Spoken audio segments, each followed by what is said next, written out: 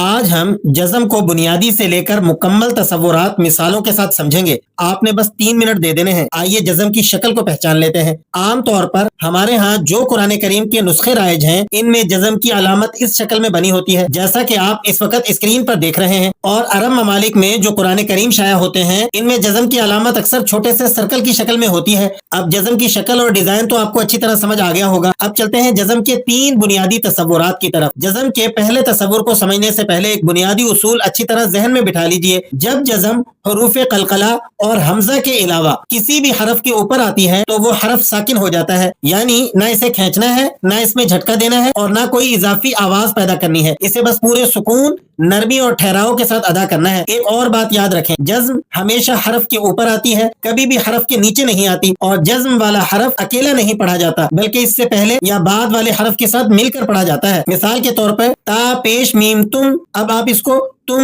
ایسے کر کے نہیں پڑھیں گے، ایسا پڑھنا درست نہیں ہے۔ کاف پیش میم کم، حمزہ زیر سین اس، حمزہ زبر لام ال، اسی طرح من، اس میں نون کو نہ دبانا ہے نہ اس میں ہوا بھرنی ہے، بس صاف اور سادہ ساکن نون ادا ہوگا۔ یہ تھا جزم کا پہلا تصور۔ اب آتے ہیں جزم کے دوسرے تصرف کی طرف۔ جزم جب حروف قلقلہ کے اوپر آ جائے۔ حروف قلقلہ 5 حروف ہیں، قوف، تو، با، جیم، دال۔ جب ان میں سے کسی حرف کے اوپر جزم آ جائے تو یہاں طریقہ بدل جاتا ہے۔ ایسی صورت میں آواز میں جنبش پیدا کی جاتی ہے جسے ہم انگلش زبان میں ریپیٹنگ ساؤنڈ یا باکسنگ ساؤنڈ کہتے ہیں۔ مثلا حمزہ زبر قوف اقو، حمزہ زبر تو اتو، حمزہ زبر با اب، حمزہ زبر جیم اج، حمزہ زبر دال اد۔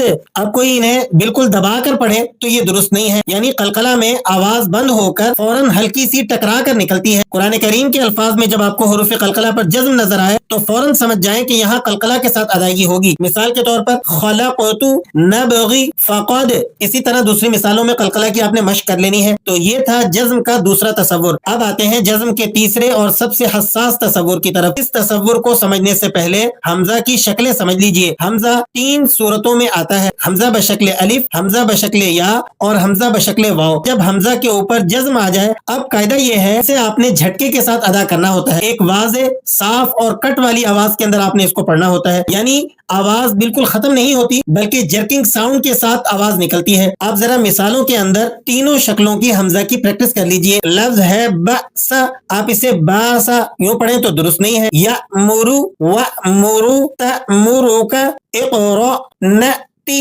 یؤمنو نؤمنو تؤمنو۔ حمزہ کی تینوں شکلیں آپ کو یہاں دکھائی دے رہی ہیں، حمزہ بشکل الف ہو یا حمزہ بشکل واو ہو یا پھر حمزہ بشکل یا ہو۔ جہاں کہیں آپ کو قرآن کریم میں حمزہ کے اوپر جزم لگا ہوا نظر آئے گا تو وہاں آپ حمزہ کو جھٹکے کے ساتھ پڑھیں گے، یعنی ایک واضح کٹ والی آواز کے ساتھ۔ اگر کوئی یہاں پر حمزہ کو بالکل گرا دے یا حلق بند کر کے پڑھے تو ایسی ادائیگی درست نہیں۔ یہی ہے جزم کا تیسرا